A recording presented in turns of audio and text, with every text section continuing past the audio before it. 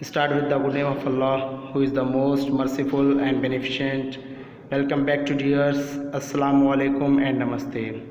Dear, जैसा कि आप लोग जानते हैं कि पीरियाडिसिटी ऑफ द एलिमेंट्स के मुतल्लिक हम काफ़ी लेक्चर पढ़ चुके हैं। आज का जो हमारा लेक्चर है वो लास्ट लेक्चर है इस चैप्टर से related, periodicity of the elements.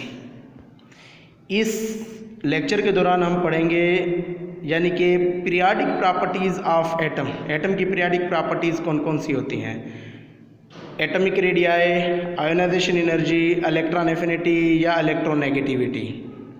First of all, सबसे पहले तो मॉडर्न पीरियाडिक टेबल की फिगर आप लोगों के सामने है।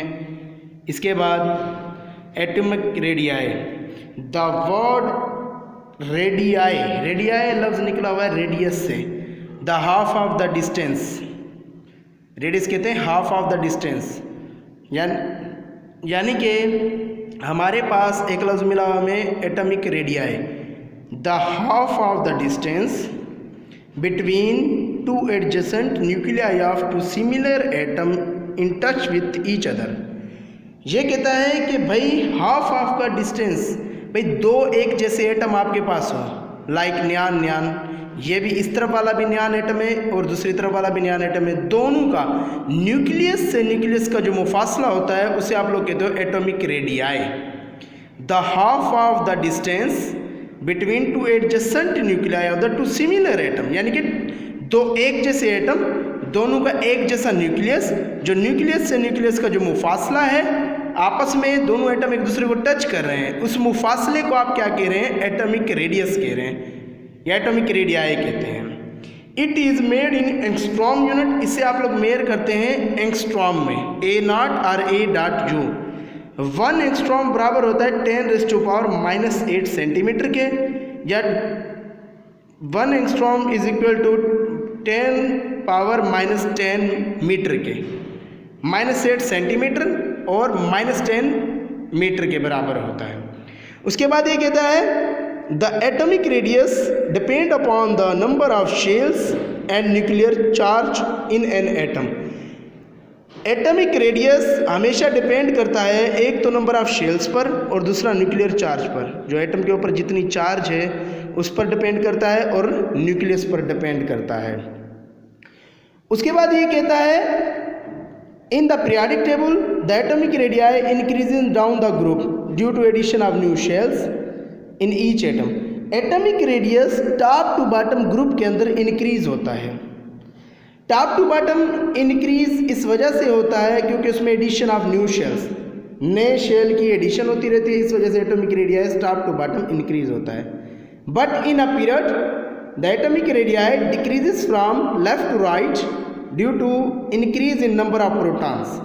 अब atomic radii top to bottom increase हो रहा है क्योंकि नंबर ऑफ शेल्स बढ़ रहे हैं। अब आपको पता है जितने ज़्यादा नंबर ऑफ शेल्स बढ़ेंगे उतना ज़्यादा nucleus to outermost shell उनका डिस्टेंस बढ़ता रहेगा, डिस्टेंस बढ़ेगा यानी कि रेडियस बढ़ रहा है, इस वजह से atomic radius top to bottom increase होता है। पीरियड्स में डिक्रीज इस वजह से होता है कि नंबर ऑफ शेल्स नहीं बढ़ते मगर उनके प्रोटॉन्स बढ़ते रहते हैं। तो ये कहता है increase in nuclear charge, nuclear charge भी बढ़ती रहती है, प्रोटॉन भी बढ़ते रहते हैं, which result in stronger pull on orbiting electron by the nucleus. तो इसके नतीजे में जो ऑर्बिट होता है, शेल जो होता है, वो इलेक्ट्रॉन को अपनी तरफ खींचने की सलाहियत रखता है। The variation of atomic radii in group and a period is shown in the next figure.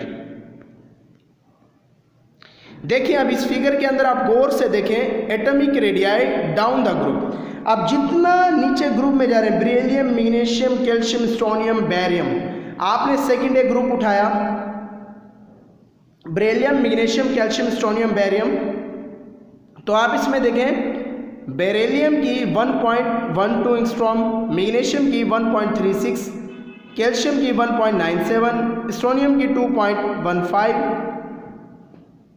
Barium की 2.22। यानी टॉप टू बॉटम आप वैल्यूज देखें तो एटॉमिक रेडियस की वैल्यूज इंक्रीज हो रही हैं। अगर एटॉमिक रेडियाई को आप पीरियड में देखते हैं, sodium, magnesium, aluminium, silicon, phosphorus, sulphur and chlorine, देखें लेफ्ट टू राइट डिक्रीज हो रहा है एटॉमिक वाले। सोडियम का 1.51, मैग्नीशियम का 1.36, एल्युमिनियम का 1.25, सिलिकॉन का 0.77, फास्फोरस का 0.70, सल्फर का 0.66 एंड क्लोरीन 0.60। ये था आप लोगों के सामने एटॉमिक रेडियाई। अब हम डिस्कस करते हैं ionization energy. The word ionization energy यानी कि आईपी, जिसे आप लोग शो करते हैं किससे, आईपी से। ये कहता है आयोनाइजेशन एनर्जी के बारे में, ionization energy is one of the few fundamental properties which can be measured directly. Ionization energy एक ऐसी फंडामेंटल प्रॉपर्टी है जिससे आप लोग डायरेक्टली मेजर कर सकते हैं। तो इसकी डेफिनेशन क्या है, the minimum amount of energy required to remove an electron from a gaseous atom in its ground state. ये कहता है कि आप लोगों के पास जो कम से कम एनर्जी की ज़रूरत होती है इलेक्ट्रॉन को किसी भी आउटर मोस्ट शेल से निकालने के लिए गैसियस एटम में दें। अब देखिए, आप लोगों को मैं दोबारा बता देता हूँ कि आपके पास एक गैसियस एटम हो, उसका जो आउटर मोस्ट शेल है यानी कि उसमें से आप इलेक्ट्रॉन को रिमूव करवाना चाहते हैं, तो उसमें आप लोगों की जो कम से कम एनर्जी की ज़रूरत नौबत पड़ेगी, आप लोगों को अमाउंट की ज़रूरत पड़ रही है, उसे आप लोग कहते हो ionization energy. It is made in kilo joule per mole और electron volt per atom. Ionization energy को आप किलो जॉल पर मोल में या इलेक्ट्रॉन वोल्ट पर एटम में जाहिर करते हैं, जिसका यूनिट है। Ionization energy depends upon atomic size and nuclear charge. Ionization energy हमेशा डिपेंड करती है एक तो एटम के साइज पर और दूसरा उसके न्यूक्लियर चार्ज पर। The higher the ionization energy the more difficult is to remove an electron. जितनी ज़्यादा आयोनाइजेशन एनर्जी होगी उतना इलेक्ट्रॉन को रिमूव करना डिफिकल्ट होगा, मुश्किल होगा। तो ये कहते हैं, फॉर एग्जाम्पल मैं आप लोगों के सामने एक एग्जाम्पल बताता हूँ। अगर आप हाइड्रोजन एटम देखें, हाइड्रोजन के पास जस्ट एक ही इलेक्ट्रॉन होता है। अब आप उस एक इलेक्ट्रॉन को रिमूव करने के लिए जो आयोनाइजेशन एनर्जी लगाते हैं, यानी कि जो उसको रिमूव करने के लिए एनर्जी लगा रहे हैं, तो हाइड्रोजन के पास एक इलेक्ट्रॉन है, वो एक इलेक्ट्रॉन लॉस कर देगा, उस पर पॉजिटिव चार्ज आ जाएगी, ये जस्ट प्रोटॉन बच जाता है, प्लस में इलेक्ट्रॉन। तो उसकी आयोनाइजेशन एनर्जी होती है प्लस 1312 किलो जूल पर मोल, यानी कि 1312 किलो जूल पर मोल। अब ये कहता है down the group in the periodic table the ionization energy decreases.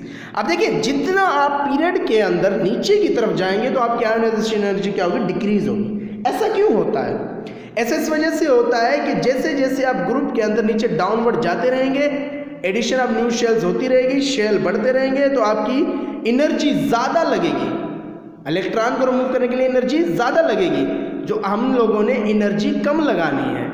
मैंने आपको पहले ही डेफिनेशन में बताया था, the minimum amount of energy required to remove an electron from the gaseous atom. आप लोगों को कम से कम एनर्जी की ज़रूरत है और वहाँ पर एनर्जी ज़्यादा लगेगी। इस वजह से ये क्या कहता है कि top to bottom ionization energy decrease होती है due to addition of new shells, decrease the hold of nucleus on valence electron. इस वजह से जैसे शेल बढ़ेंगे तो न्यूक्लियस का होल्ड खत्म हो जाता है, कम हो जाता है इलेक्ट्रॉन पर, इस वजह से आयोनाइजेशन एनर्जी डिक्रीज होती है।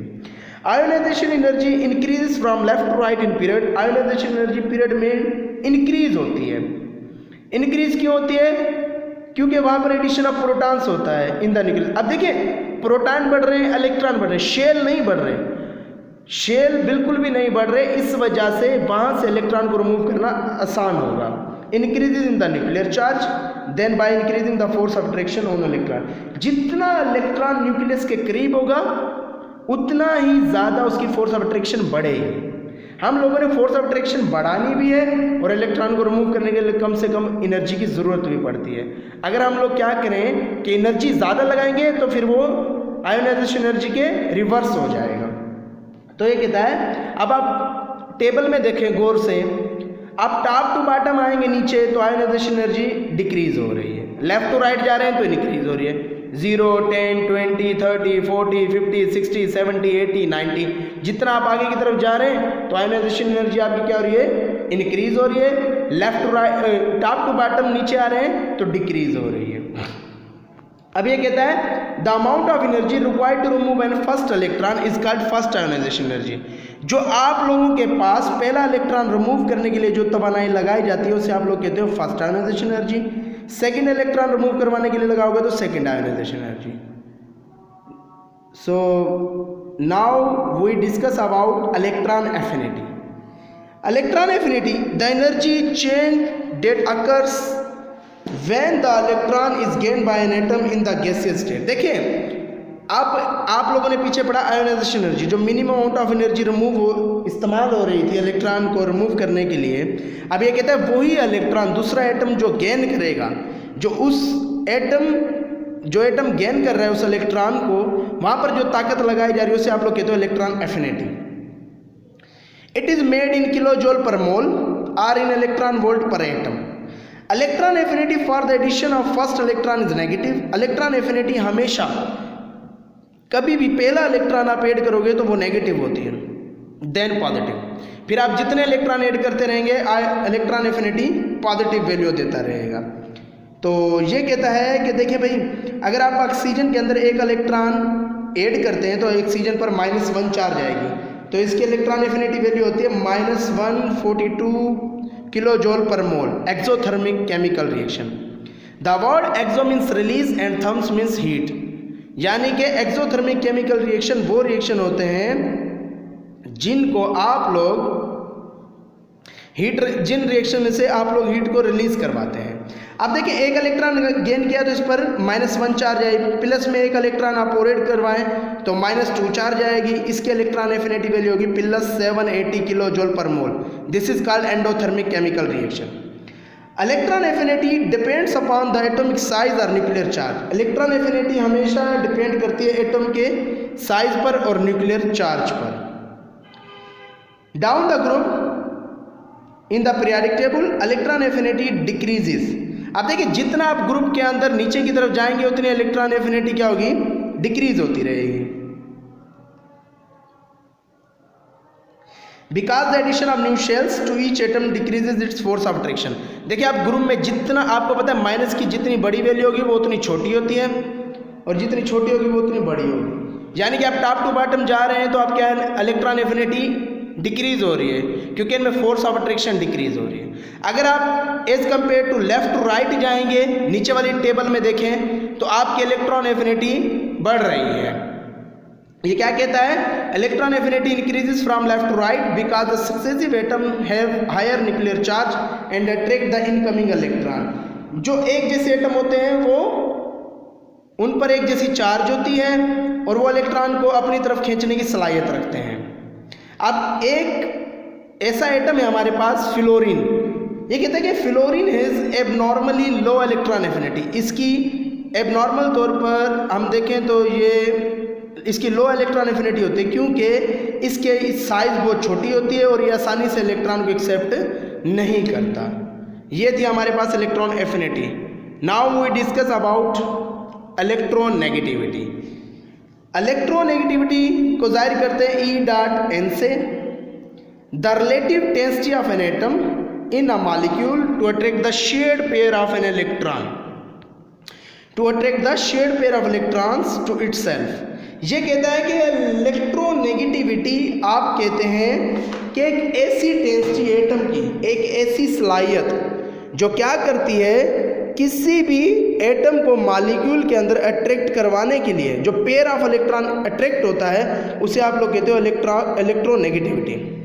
यानी कि भाई कोई भी आपके पास एक ऐसा एटम है या मॉलिक्यूल है जो क्या करता है, पेयर ऑफ इलेक्ट्रॉन को अट्रैक्ट करता है। देखें आपके पास एटॉमिक रेडियस था तो साइज की बात कर रहे थे, अगर हमारे पास आयोनाइजेशन एनर्जी थी तो वो एक इलेक्ट्रॉन रिमूव करवाने की बात कर रहा था, इलेक्ट्रॉन एफिनिटी में गेन करवाने की बात कर रहा था। अब यहाँ पर पेयर ऑफ इलेक्ट्रॉन को, यानी कि दो इलेक्ट्रॉन को अपनी तरफ खींचे, उसे क्या कहते हैं, इलेक्ट्रोनेगेटिविटी कहते हैं।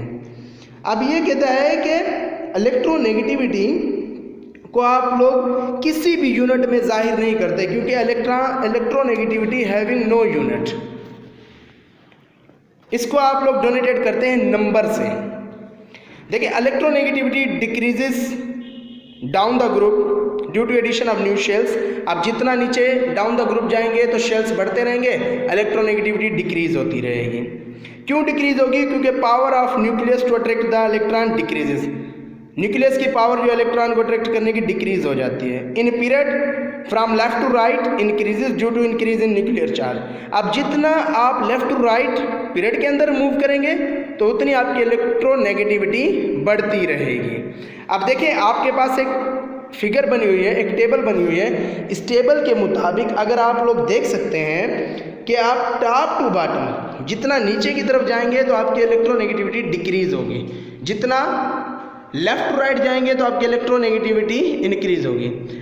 अच्छा, पूरी पीरियाडिक टेबल में आपको फिगर में नज़र भी आ गया चार्ट में कि हाईएस्ट सबसे ऊपर जो एलिमेंट है वो है fluorine. Fluorine having 4 electronegative value. इसकी इलेक्ट्रोनेगेटिव वैल्यू कितनी होती है? 4 होती है फ्लोरीन की।